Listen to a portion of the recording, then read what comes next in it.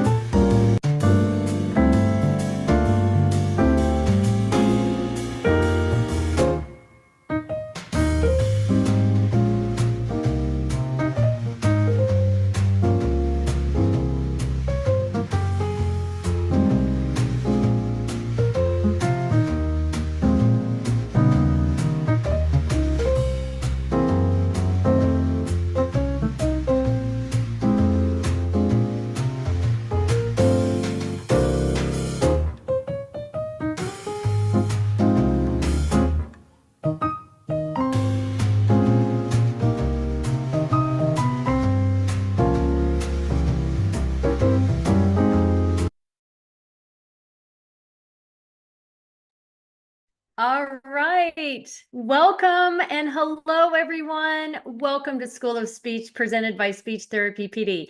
I want to thank everyone joining us today and a special welcome to those joining us from Speech Therapy PD's channel on YouTube. I'm Carolyn Dolby and I am a practicing school-based clinician and your host of School of Speech. I'm so excited for today's episode. It is titled Back to Normal or New Reality: The Lasting Impacts of COVID-19 on School-Based SLPs with our special guest, Lesley Sylvan. Hi, Lesley. All Hi right. there. Thanks for having me. Oh my God, so excited. All right, everybody, we're going to settle in, buckle up for another amazing episode. I do have a few things to mention. First of all, each episode of School of Speech is offered for 0.1 ASHA CEUs. Now, if your state requires live CEUs, please remember to complete all the course modules, including the one that says complete course, before the end of today, and you'll find that on your Speech Therapy PD account. Next, we really do love and encourage your questions. So if y'all would please use the chat for any comments or questions that you have for Lesley, and I will moderate that throughout our episode today. And before we started, Lesley and I were talking, and Lesley reminded me, she's like, can you believe that this is March 2025? And that is exactly 5 years ago that the pandemic hit the schools, where we all shut down, and we were kind of thinking, all right, we want to, I mean, not that we don't want to bring us down, because we're going to lift you up, but just kind of to remember, does everybody that's out there listening live, if you will jump in the chat and let us know, do you remember where you were March of 2020? I do. I was in Houston, Texas on spring break. Lesley, where were you? I was still here in Montclair, New Jersey, and right when it was hitting me was also my spring break. I'm a professor at Montclair State University, and I remember thinking, maybe spring break will be a little bit longer. And then, just as the days went by, realizing that things were about to change so much. So Yeah, it's a crazy memory. it's crazy. I So believe it those was of 5 you years ago. yeah. So if you in the chat, let us know where you were 5 years ago this month. So as you are checking in with us, thank you so much. You're going to connect with us. I'm going to go over some of our disclosures. Okay, financial for Lesley. Just like she said, she is a salaried full-time professor at Montclair State University. She is also the author of Multi-Tiered Systems of Support Implementation Tools for Speech Language Pathologists in Education, which is published by Plural Publishing, that came out in 2021. And she does receive royalties for the sale of that book. And she's also receiving an honorarium from Speech Therapy PD for her participation today, with no non-financials to disclose. For me, I am a salaried employee of Portland Public Schools, and I'm compensated for the graduate courses I teach. And I'm also receiving compensation from Speech Therapy PD for hosting School of Speech. This is absolutely my dream job. Non-financial, I do consult for school districts across the nation in supporting and building their dysphagia programs, as well as staff training. Who cares about me? Let's learn more about Lesley. Dr. Lesley Sylvan is an associate professor in the Department of Communication Sciences and Disorders at Montclair State University, New Jersey. That's where my girlfriend's at. Woo, Nika. All right. She's also the program director of master's degree program. She is also the director of the master's degree in speech language pathology. Dr. Sylvan is a certified speech language pathologist with extensive clinical experience working with school-aged children, both in public and private settings. She completed her master's degree in educational policy and management, as well as a doctorate in human development and education from the Harvard Graduate School of Education. I mean, you're pretty cool. You're way cool.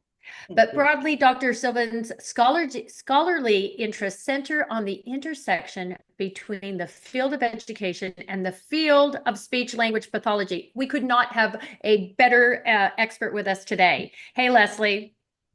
Hi, thank you for that wonderful introduction. And I'm loving these comments in the chat about where people were 5 years ago. So Thank you for all of that too. It's Wow, really yeah, we've fun got to see. Orange County here. Oh, someone was just about to graduate. Oh, Katie, from grad school. Oh boy. Oh, another one, Susan, spring break, NYC. Oh, some people were out even out of the country in Canada. Oh my goodness. Whoa. Yeah, it was crazy for all of us. All of us. Wow. You know what? I know I'm going to ask you to tell us your journey, but I want to tell everyone before we do that. Lesley is a co-author of an article. It's Back to Normal or New Reality, how the COVID-19 pandemic continues to influence school-based speech language pathologists. And I want to send that into the chat right now, if I can. Well, as I fumble around to do that, Lesley, do you mind telling us our journey, get us started, and I am going to get this in the chat so everyone has access to, oh, I think I did it. Okay, yay. There's the link to the article. Wow. Karen just jumped on and said she was in Maine. She thought it'd just be 2 weeks. Exactly. I thought for sure that it would be just a couple weeks. We'd be back, no big deal. And then it was summer. Oh, it's so crazy. So crazy. Yeah. Crazy. Oh, and I see a lot So of us. Yeah. All right, get us started. yeah, How did absolutely. you I get feel like we could here? stay on this reminiscing mode for a while, but I reminiscing with my know. We own kind of, life, and my journey, it's hard to, decide where to start, but I was a biology major as an undergraduate. And as I was graduating, I was thinking about all the different things that I was interested in, like linguistics and education and human biology and systems. And I came to find speech language pathology, and I thought this is amazing because it's an interdisciplinary field that really brings together so many different areas that were of interest to me. So I was interested in kind of that intersection of education and speech language pathology and science right from the start. And I've kind of stayed right in that place with the intersection. And I really like thinking about different things and how they fit together. So after I finished my master's degree in speech language pathology, I went right to public schools. yay. First in New York City, so I think I saw some New York City people on the chat. And then on the opposite coast in San Francisco, so got kind of a taste of all kinds of different schools and different settings, and just had a lot of questions about how educational policy is implemented and put into play as I was looking at my caseload and the work that I did, thinking about, why is this student eligible, but this student who's sitting next to them seems to have some of the same struggles. Why are they not eligible, right? How does this all play out? And thinking a lot about eligibility, why policies were written in the way that they were, what frameworks influence SLPs in their decision making. And I thought, I need to do more education on this, but I really wanted to look at it from an educational lens, which led me to get my master's degree in educational policy and then my doctoral degree in human development and education. And I feel like I've been really fortunate to kind of stay at that intersection and really think about that intersection as I've gone forward in my career. Now I teach classes about preparing to be a school-based SLP at Montclair State University and about looking at research, and help organize my program and thinking about higher education and how that intersects with speech pathology. So that's, I guess, the beginning of my journey to share. I love it because most of my career, well, almost all of it, I did do some home health and some medical to get my dysphagia stuff up and running, but my 25 year careers mainly been education. I started out actually as a teacher. That was how I got started before I went back. Yeah, so public school is my jam. I love it. That's why we're all here too for School of Speech. But then now I want to know. So I love the fact that you are in that intersection of SLP and education because that's where we all are. That's right. But then right? So welcome everyone to our intersection. How did you decide to study the impact of the pandemic? What brought that on? Yeah. Besides the So pandemic. besides the pandemic. So Yeah. back in March of 2025, we're all kind of going back and remembering that time. I was Mhm. like a lot of you know, thinking maybe it would be 2 weeks, 3 weeks, we'd kind of, you know, pop back to normal. Yeah. But it became really quickly clear, right, to all of us that this was going to be a major disruptor, right, in society in general, in K through 12 schools. And I was thinking, you know, how is this impacting school-based SLPs? And even as it seemed like it might last forever, I knew it was like a moment in time, right? So it was Mhm. almost like I almost put on my historian hat and thought, we need to capture what's happening to school-based SLPs at this moment because things will continue to change, right? Even as the pandemic continues, things will continue to change. But this crazy moment when schools are shutting down and everyone is scrambling to move good online, what is happening right at this moment? So looking back, it's hard to believe, but I got a whole research study together, IRB approval, and I did the first survey about the impact of the impact of the pandemic on school-based SLPs in May 2020. So Oh. right away, I was thinking, what is happening in schools? And the response to that survey was amazing. Sometimes you do surveys and it takes, you know, a couple weeks and you're getting like a scattering of responses, and people were responding right away, hundreds of responses. I felt like people really wanted to share what was happening. And I Mhm. wanted to quickly turn that around so that we could all kind of see what was happening with each other and really document that moment in time. And I called the first article that I wrote Capturing a Moment in Time.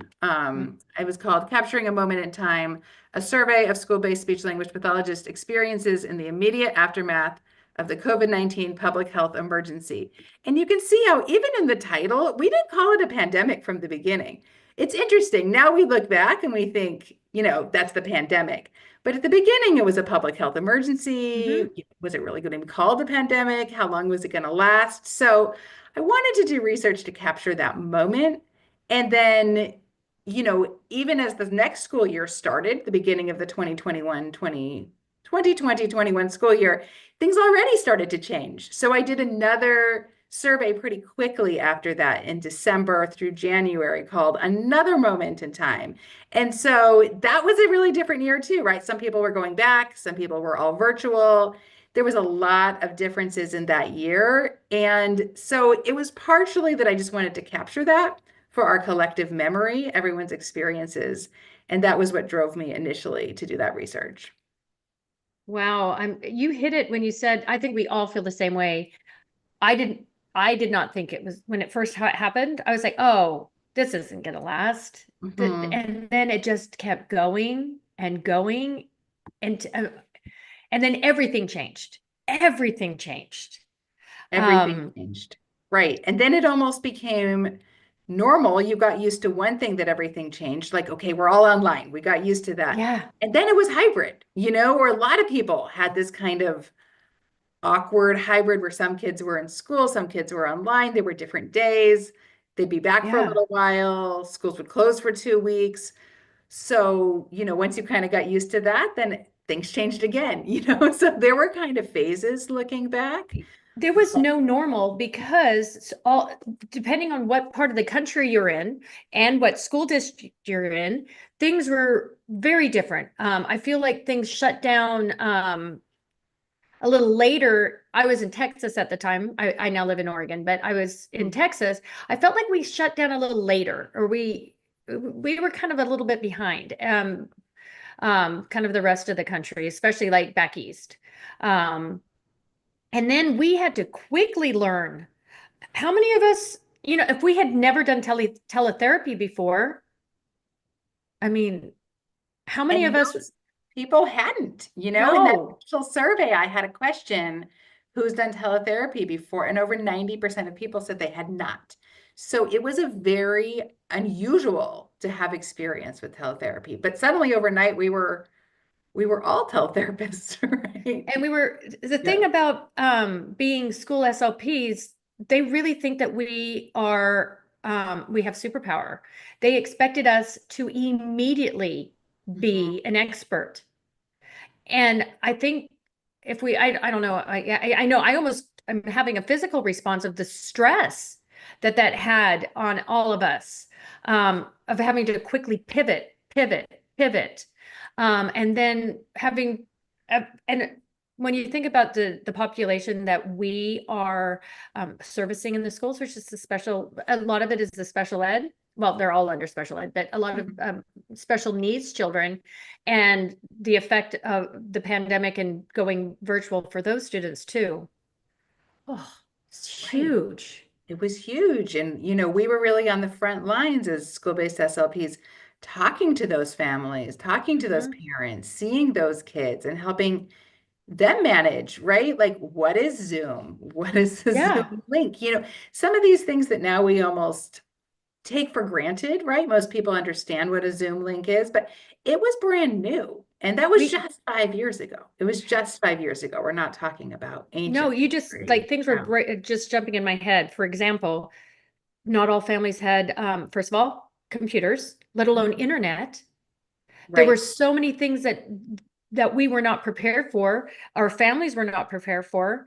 My daughter at the time, we worked at the same district. She was the choir director That's fun. at my district. It's so much fun. She was telling me one of her jobs was actually going on a bus with the assistant principal, going to the homes and handing out materials and supplies for the families, making sure that they had what they needed. I mean, everybody pitched in. Everybody was doing everything that they could do. But Right. oh man, wow. That was a little shout out to Right. my daughter, Truly. Love you. It's wild looking back. And then, the most recent study, which I did, which I think you just shared in the chat, was at the beginning of the Mhm, 23-24 school year. And by then, in some ways, we'd almost stopped talking about the pandemic, right? In May of 2023, the World Health Organization said, there's no longer a global international emergency. It was kind of like mhm. the official end of the pandemic. But that was only 3 years later. And I was thinking, Mhm. we don't just have this major disruptor and then boom, swing exactly back to where we were, right? Oh, Like, there are still things that are continuing to impact us as professionals. Even now, like we're starting to remember the stress, right? That was even more oh, recent, beginning of the yeah. 23-24 school year, and families and children and school systems too. So even though we weren't necessarily talking about it all the time anymore, right? Everybody was kind of anxious to get back to normal. Like, Mhm. what was still happening in terms of how it was impacting our profession? And from our profession's point of view, the students that they serve, the communities that they serve. So that was my motivation for that study, is like, what can we learn from that moment of extreme disruption, and how are we still dealing with the repercussions of it, even though we're not masking, we're not. The other day I Mhm. was cleaning out something in my house and I found like this pile of masks, and I was like, it almost looks strange, right? Like it used to be like a daily everyday thing, and hadn't really looked at one or touched one in a little while. But how is it still impacting us in ways that are tangible or intangible, that we can think about or we can even learn from, right? As we continue to improve our practice as speech language pathologists. Yeah, I think we do feel that things are different. The Mhm. children that are coming to us are have been impacted. Especially like earlier you said, those children that were born in 2020 hit 5 are now coming to kindergarten. That's right. So it's the impact of the pandemic on those children. So it's still here with us. Uh, what do you find when during your study? What did the SLPs say that they found like the biggest impact of the pandemic?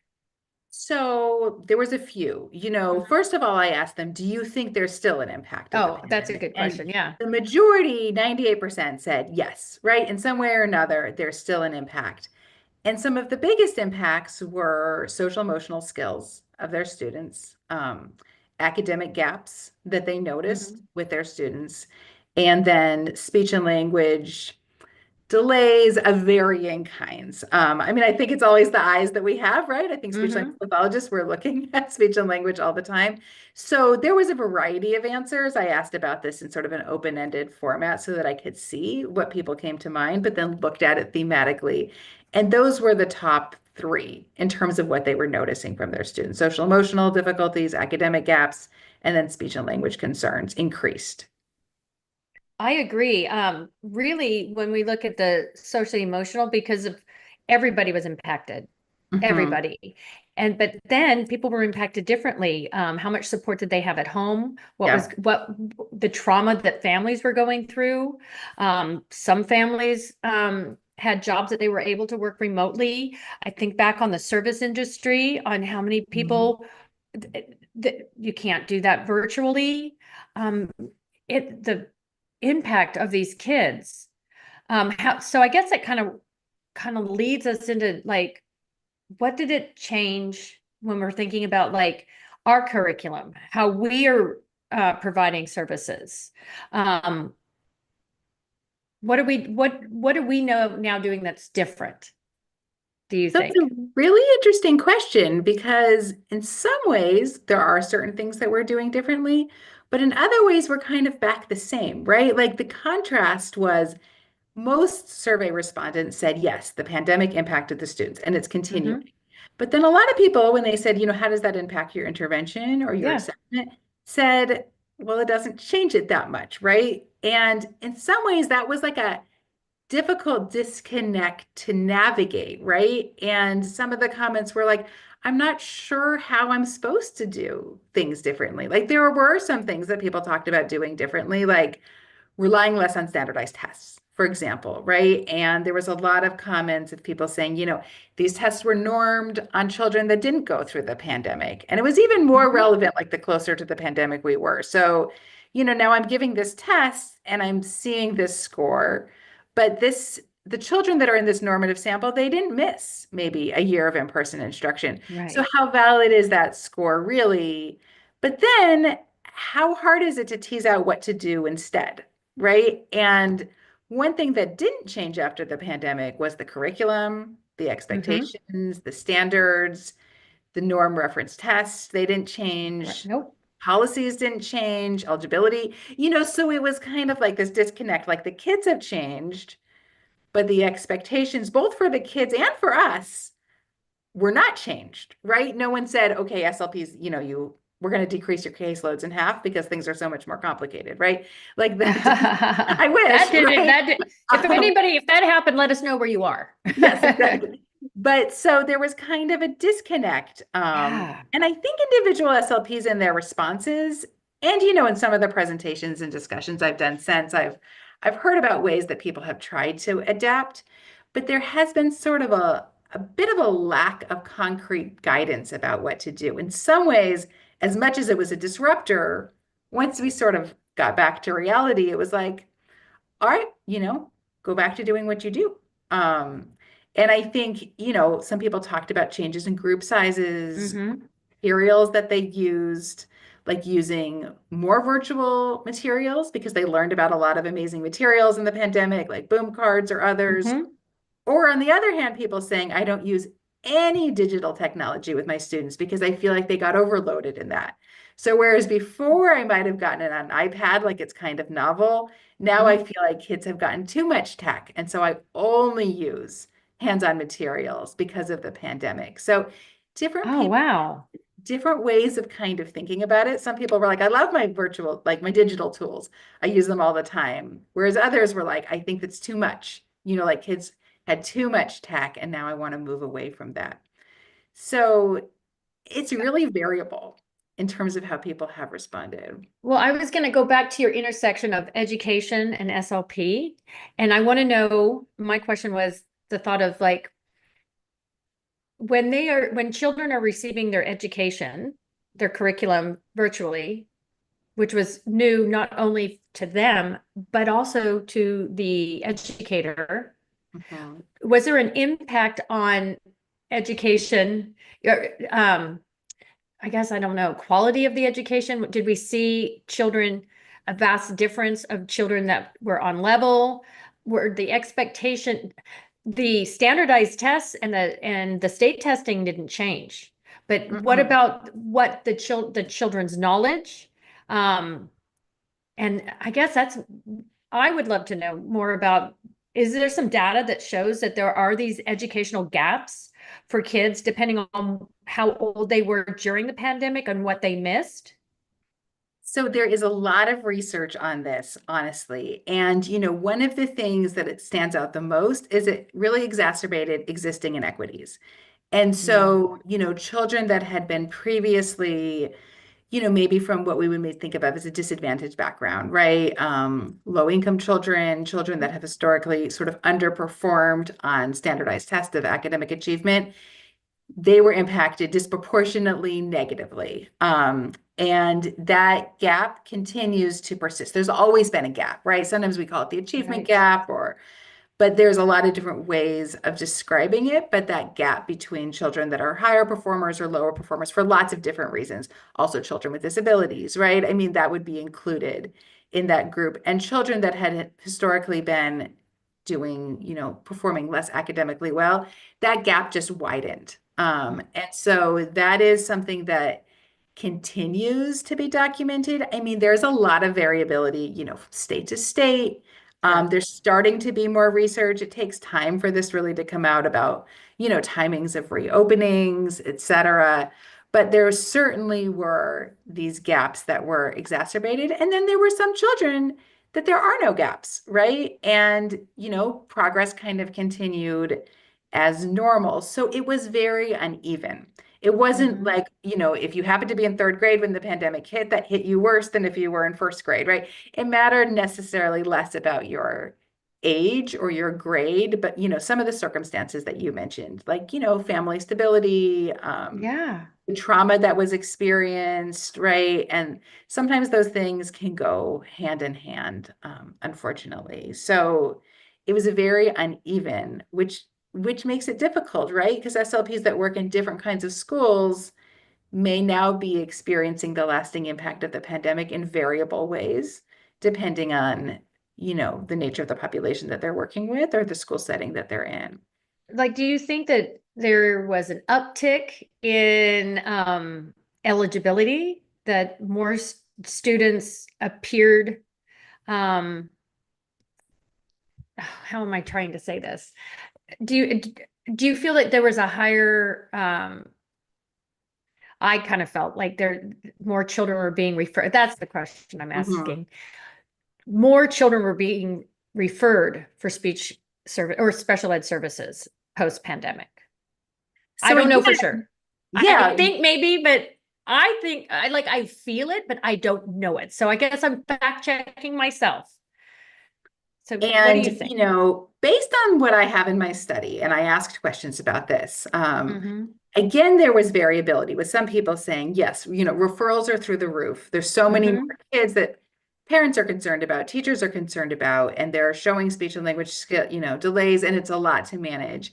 Whereas some other people said, in fact, there's less because everybody is looking more, everybody is struggling, right? And so Oh. they're not standing out as much as maybe they would have, right? Because it's kind of like the whole class isn't at grade level. Whereas Mm-hmm. before, maybe there was a few kids, that were struggling and they were the referrals. And so people were saying it's kind of confusing now for teachers too to think about who to refer when there's more almost like a universal struggles. That's And fascinating. it's interesting, right? Yeah. And it kind of made people think more about, which is my other area of, passion you mentioned with multi-tiered systems of support, like Yes. how can speech language services be more of like a universal support for kids or more Mm-hmm. prevention oriented? Because we were starting to see there's not this great difference between the kids that have had the referrals and all these other kids are struggling with the same thing, right? We know that it's not appropriate for all of them to be labeled as disabled, right? No. Not the intent. That's not the idea of eligibility. But there are a lot of kids that are struggling. And well, we need to differentiate, right? Which ones need IEPs and which ones don't.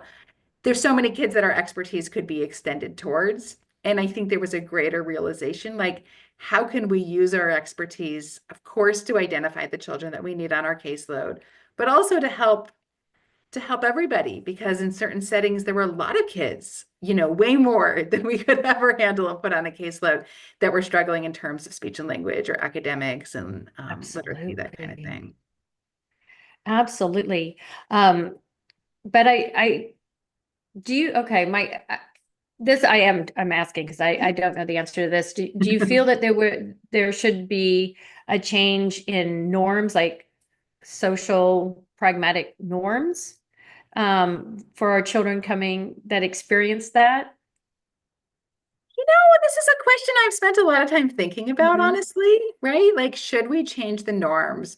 Should we change the expectations? And in some ways, I feel like, on one hand, I think yes, right? Because all these kids are struggling. And so we want to have Mhm. kind of a different norm, like it's a different reality for them. On the other hand, I think let's keep those same high expectations, right? For all children, just Uh-huh. because they went through the pandemic and maybe it's still continuing to hit them, we want to get them back to where they would have been had that not happened, right? You're only a child once. Like, Right. it wasn't your fault that, you missed third or fourth grade or wherever it hit you. And, rather than changing the expectations, maybe think about changing the way that we support kids to meet those expectations with the extra support that they might need. And moving away from sort of this binary idea of like either you get support through special education or you get no support at all because you're not qualified for special education, right? Thinking about different tiers of support or different Mhm. differentiated levels of support and thinking that it's more the norm that kids need support rather than the exception, right? And the kind of support they need could vary. Some kids, it could be social emotional support. Mhm. Reading is a big thing. I think reading instruction was very difficult online for lots of different reasons. Right. Writing, a lot of things. So it's not necessarily that everybody needs the same, but this idea that support can be more universal, I think it kind of makes more of the case for that. But it is a good question about norms, right? It is a good Yeah. question. And, hopefully one day this will really be in the rear view and we don't want to have changed the norms. We're going to change them back, That's a good point. Yeah, exactly. And after I asked the question, I kind of thought that too, like, oh yeah, would we have to go back? But now you've made me think about service delivery. Mhm, Because the thing, a word that you said, that prevention, right? That preventative services. What could we be doing? How could we be, well, in your survey, I think one of the questions you did ask is how did service delivery change?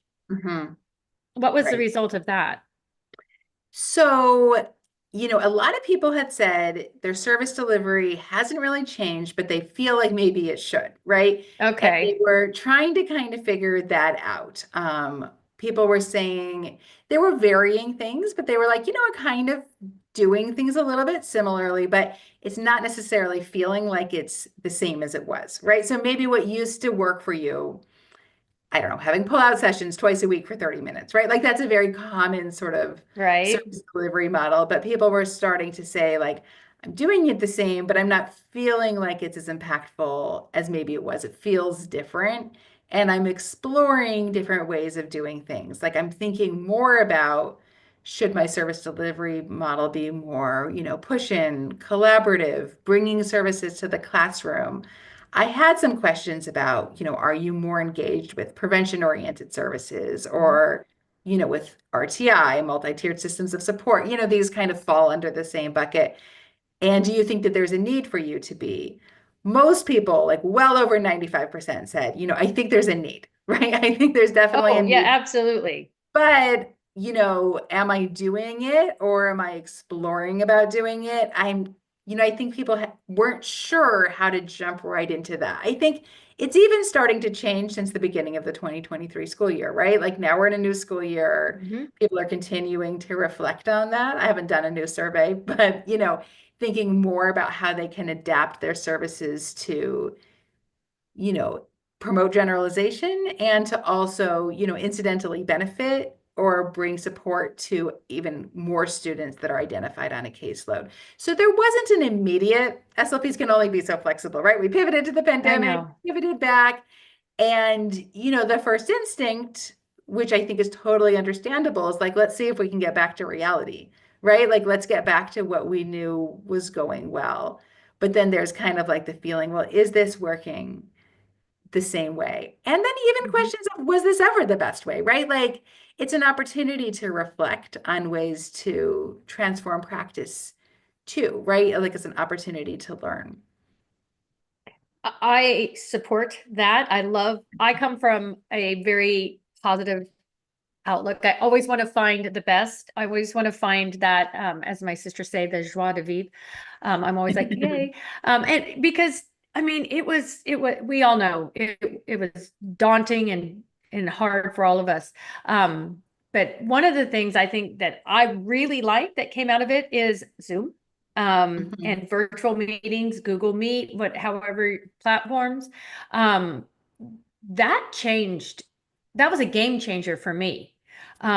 Being that I'm a district level clinician going to campuses across my district, yeah, I have to be in person doing the hands-on, but if I'm following 90 plus when I was in Texas and 80 plus now that I'm in Oregon, still a lot of campuses, when it comes to the meetings, I wasn't able to physically get to the campuses for the meetings. But now that we're all so much more tech savvy, I wish I was even more, but that's, old dog. But how much more I'm able to attend. And to me, I feel like I'm providing better customer service because I am able to go to more meetings and attend more meetings because they are virtual. Was that a Right. positive? Does everybody Yeah. else think that's a positive? I do.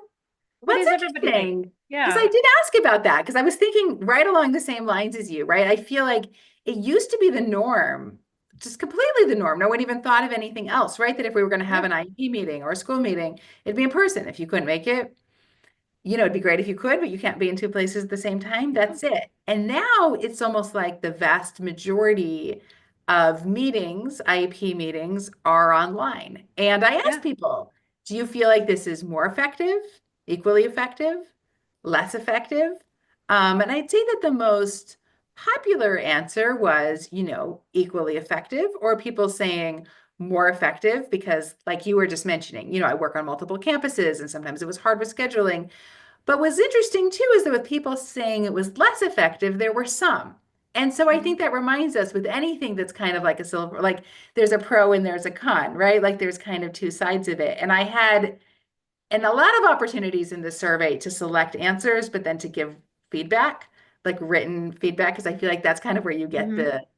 the subtleties, right? Or the nuances. And some people were commenting, oh, I never really meet people's families. Like I feel like I don't Right. have that connection where I used to maybe at the beginning of the meeting kind of get to know them.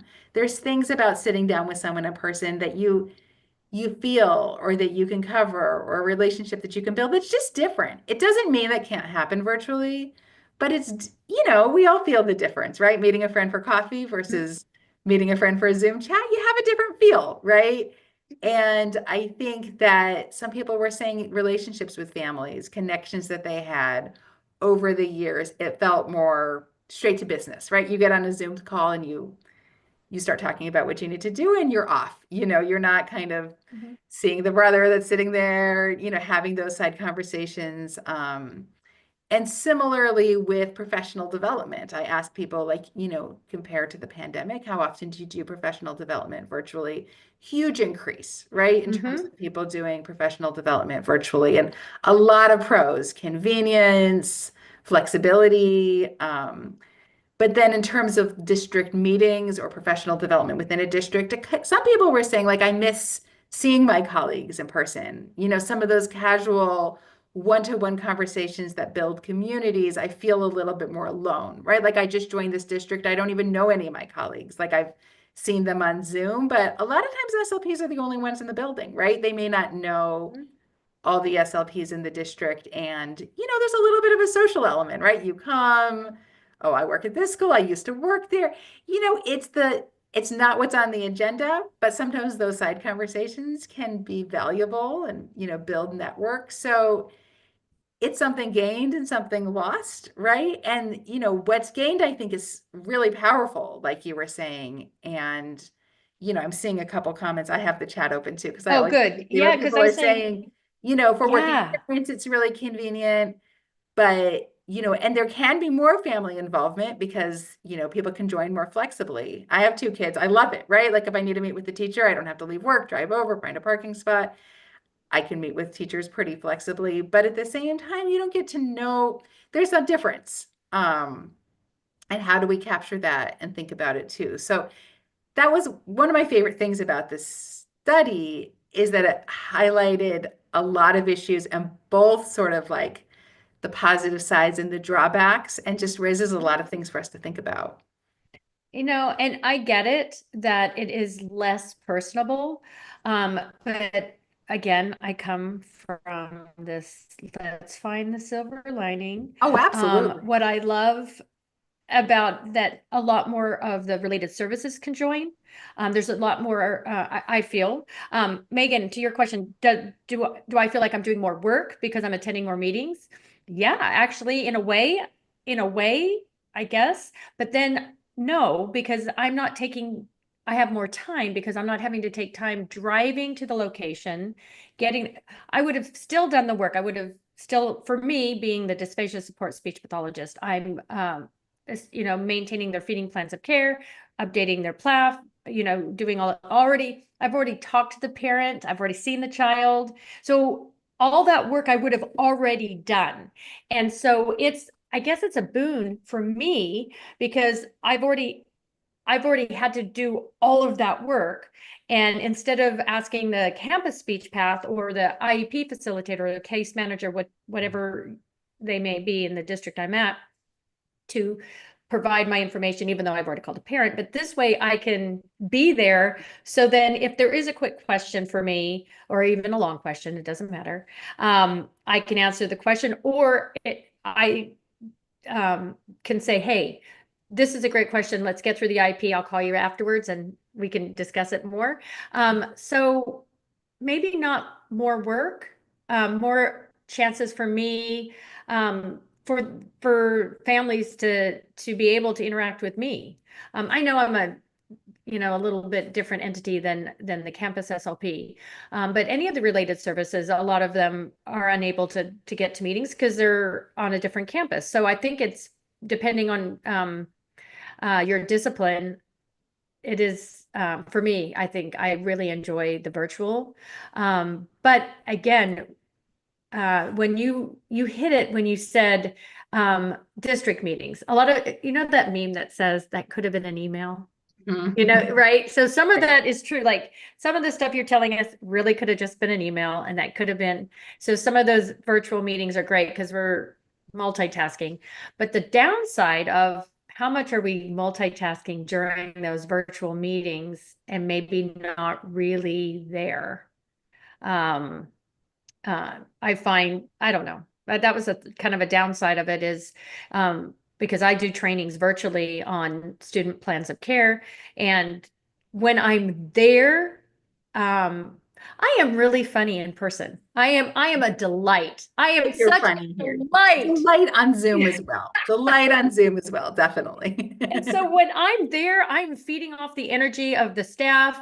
I'm reading the room. I'm getting energized about it. And then sometimes you're right. Oh, I'm going back and forth. Yeah. And then sometimes virtually, I'm all like, "Meh, meh." I'm just talking to my head. Yeah.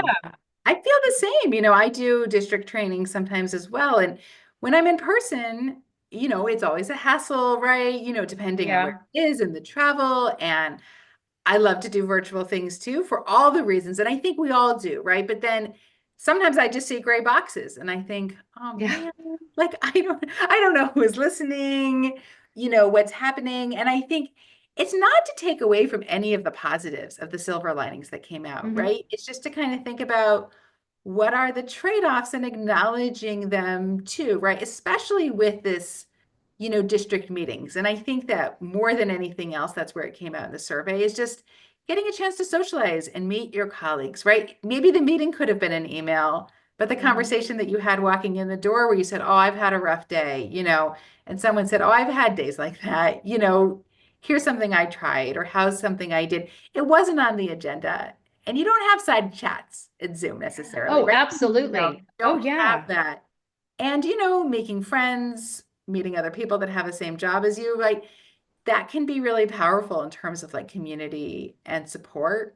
I mean, on the flip side, I've made some nice friends online myself, right? Like there can be a lot more ways. One of the findings from my first study about the pandemic was how much people loved learning from other SLPs all around the country in a way that they hadn't before, because they felt like everybody jumped into action, sharing resources on social media, on different sources, and they felt like, wow, everybody really stepped up to support each other, right? An SLP in Texas made some materials, put them online, and an SLP in Oregon, right, Yeah, using them. That happens absolutely. a lot more. So it kind of felt like this sense of a big community, right? Not necessarily the SLP next door, but the whole community helping each other. And I think that that was one of the initial, like, real silver linings, is feeling like the powerful, positive energy of the school-based SLP community just helping everybody, regardless of Amen. district, location.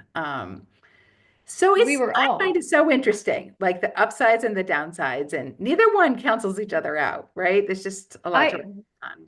we find the best, as Carolyn, in the words of Carolyn. Uh, Mhm. yes, we're always going to find. I always like find the happy spot. I always want to find like the positive of it. But now oh wait, now I just forgot what I was going to ask you. I'm sure it was profound as well.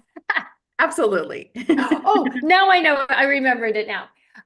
Okay. So we're looking, case sizes are not going down, right? Caseloads are not going down.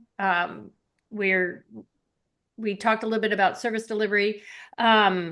But I want to talk about virtual teletherapy. And because we still have such a need for a need for SLPs. We don't have enough. We need more. Make more, Dr. Sylvan, make more. We I'm need more of trying. I'm us. trying.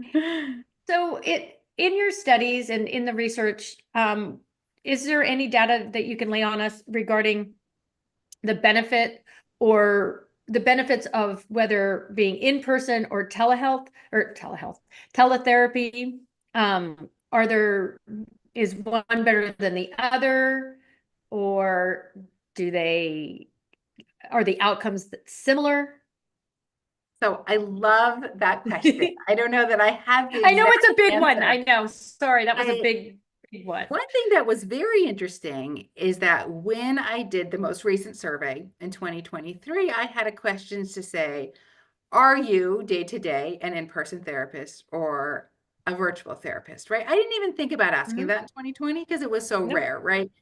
But there was a percentage of people that answered the survey that are school-based SLPs that work in full virtual positions, not because of the pandemic, just that's the position that they have, right? Their students maybe go to school and they are a virtual SLP. And I had specific questions for them on my survey about, how did you decide to become a virtual SLP? Were you a virtual SLP during the pandemic? And one thing that I thought that came out, which was very interesting, more from the professional side, right? Less about maybe the Mhm. student impact side, is that a lot of people were talking about, well, I never thought about being a virtual SLP before, Mhm. but in the pandemic, I did it and it turned out I loved it. And I didn't want to stop doing that. And, in some ways, it opened up the door for so many people to even contemplate being a virtual therapist that may have never thought of it. Right on my first survey, 90% of people had never done it. Now, Yeah. most people have at least tried it, right? The pandemic kind of accelerated people's training and exposure to it.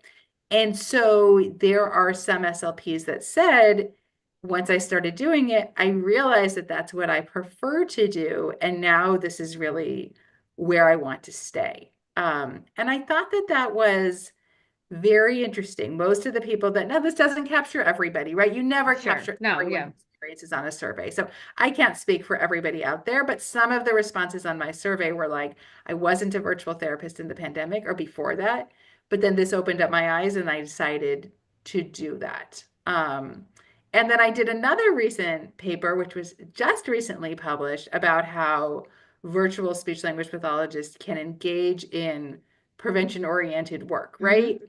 And that's, you know, and that was for another episode, right? Because there's I'm so like, much to I'm think like, about yes, there. yeah, Um, but, as virtual therapy becomes more prevalent. I don't have all the numbers, but I feel like, at least anecdotally, talking to a lot of special education directors in different areas, they're having more virtual SLPs than before, right?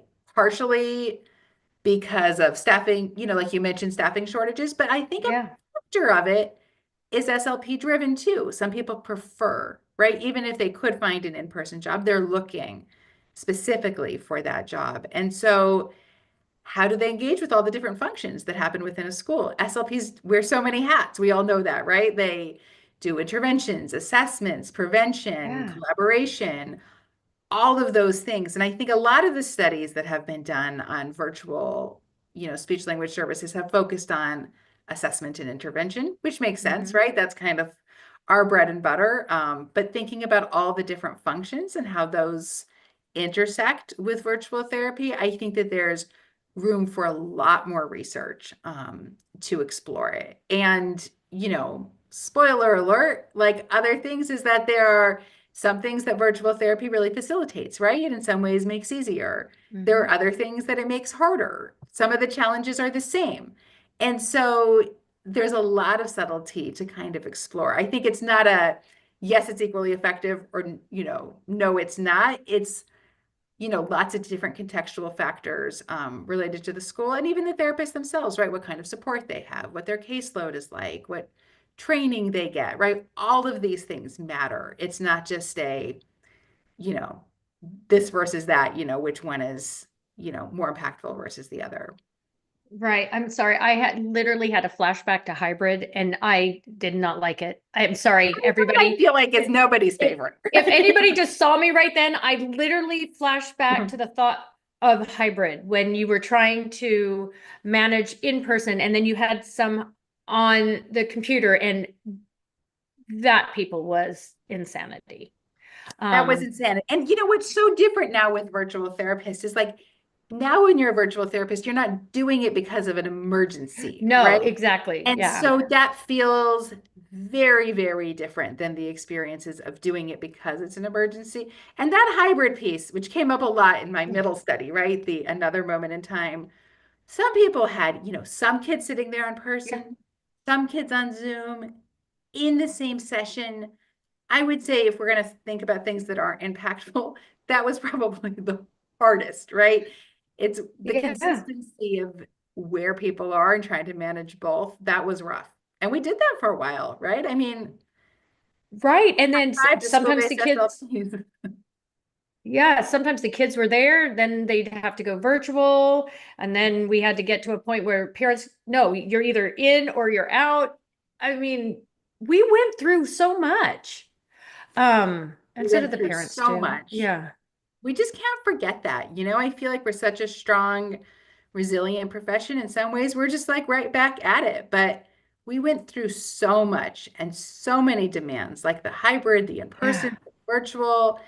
And I think the fact that we're all just moving forward and trying to navigate it and figure it out, like, it's incredible. It is. It is. We don't ever want to go back. No, no, let's You hope know, not. we're stronger because we went through it. And I do, again, some of the benefits from it is the virtual aspect. Um, Again, with the meetings, yes, sometimes, but then teletherapy being an option for a lot of SLPs that want to provide services in on that platform. Doesn't work for every student. And again, neither does in person for every student, I guess. Looking at it case by case basis, I'm sure it would be hard to find outcomes specifically because each student's different.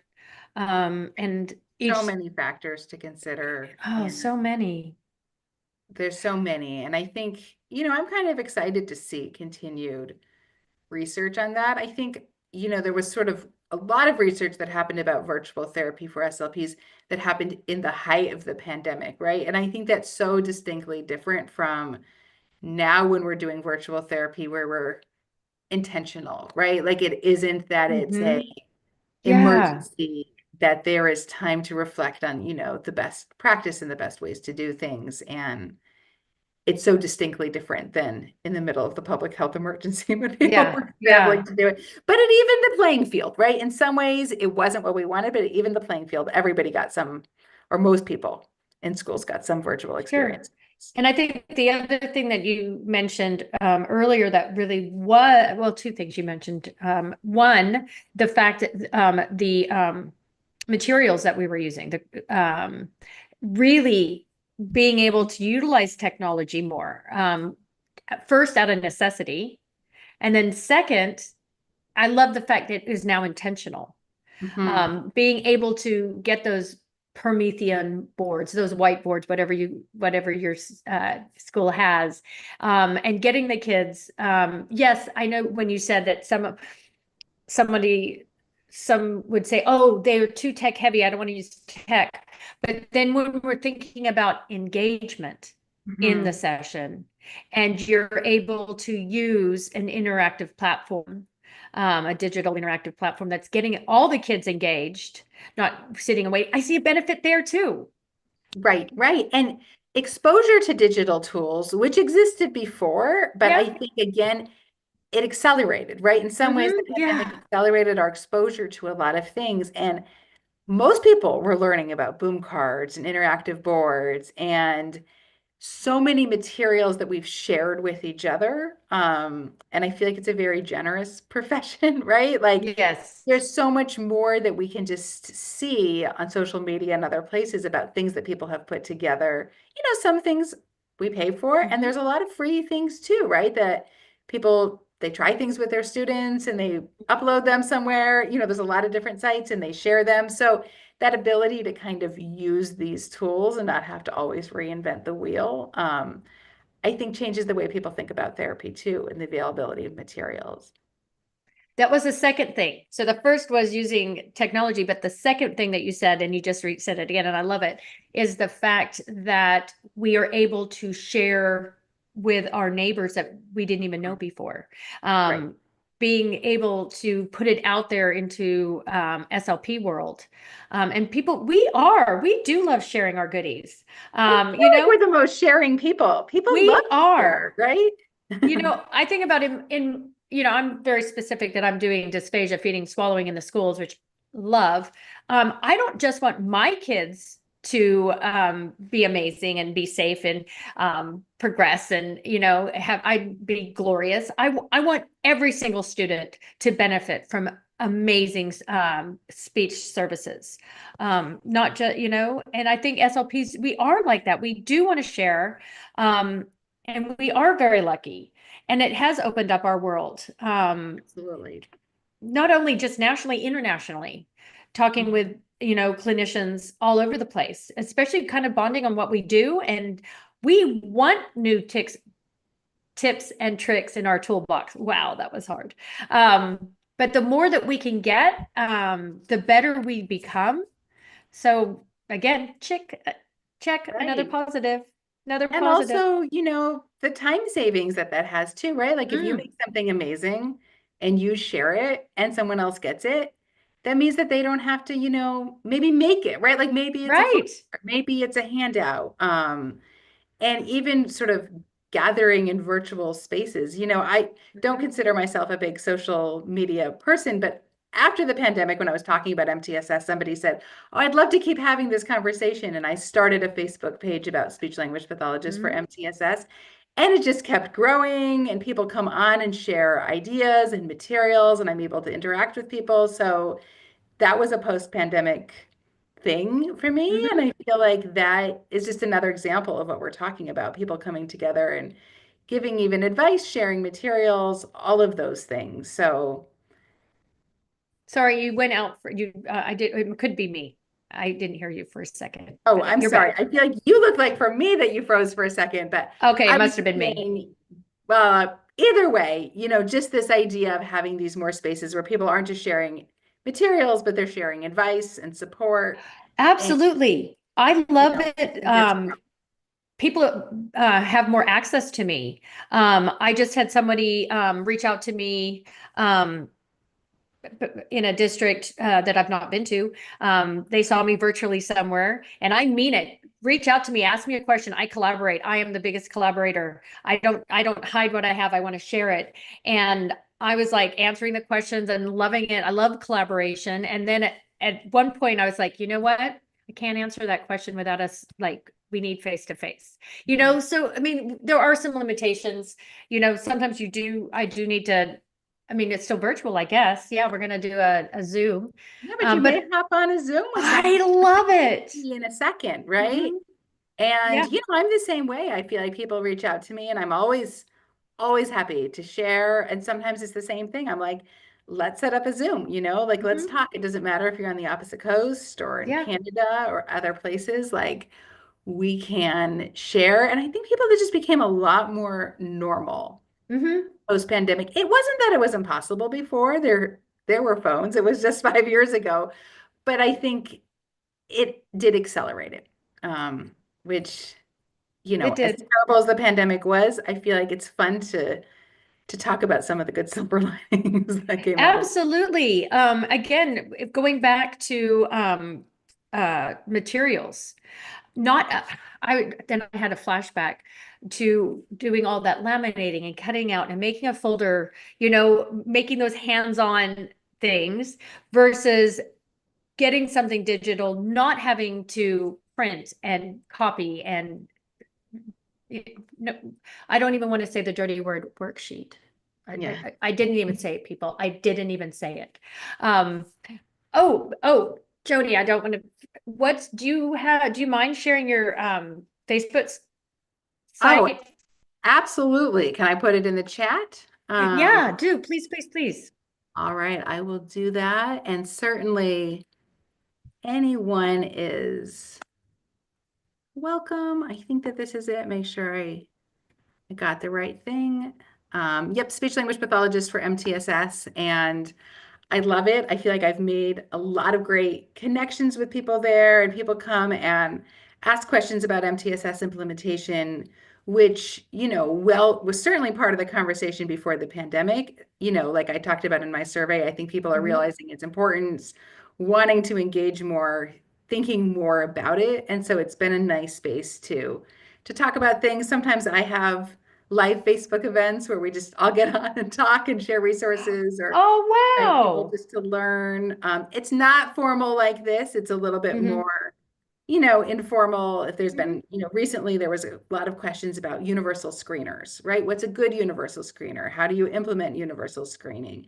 And that's really part of the tier 1 of MTSS. And since I saw so many questions, I said, let's all just have a conversation about it. And I brought some people that I thought were experts in that area. And we just had a Q&A time. And it's nice to be able to just jump on, ask your questions, have a conversation in real time. So certainly feel free to join. I'd be happy to see anybody there. Do you mind, because we do have some just listening, so not live, and they might be listening in their car in a little bit, Yep.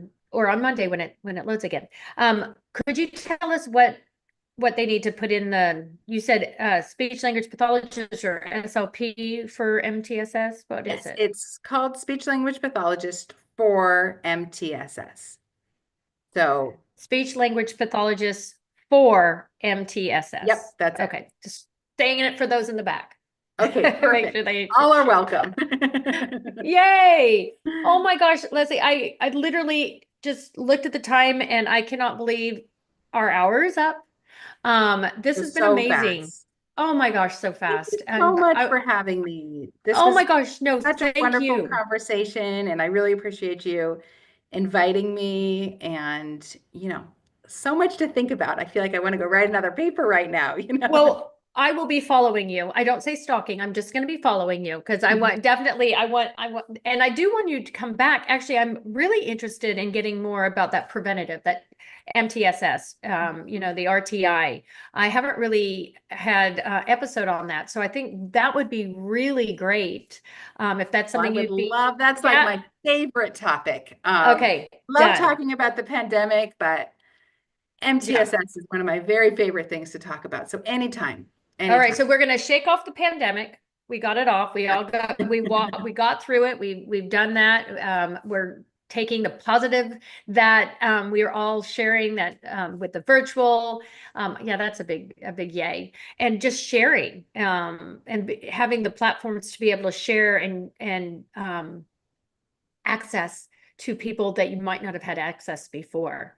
Right. So, all right, I know I want to keep going, but I honor your time. I just want to thank you so much for being with us. You have been amazing. It's been phenomenal. Just Oh, hearing all that well, you've you guys are done, and I've loved it. I really you. love. And so thank you for being on School of Speech. Yay. Of course, well, I'd love to I come again. I'm so glad that we connected. I hope we meet oh, in person in real life one I day. can't wait. Yes, we are. We will. Yeah. We're going to make that happen, but you are definitely coming on again. I just need to thank everybody for listening. Thank you everyone for listening. I do need to remind those that are listening live today that if your state license has live, requires you to have live CEUs, to please be sure, like right now, get onto SpeechTherapyPD account and finish those course modules, including the one that says complete course. But those of you that are also here live, just stay on for just a minute. There's going to be a quick little video that's going to really help you guide you through those modules. So please stay tuned for that, because I really want to make sure that everybody gets their time. And we've got a raised hand. I'm not sure if I can view that. Yes. Did I miss something, Danielle? Put it in the chat if there's a question. I'll wait here and monitor the chat. Sorry, I'm not sure if I got that raised hand. So if you've got something that you can put in the chat, I will definitely get that answer.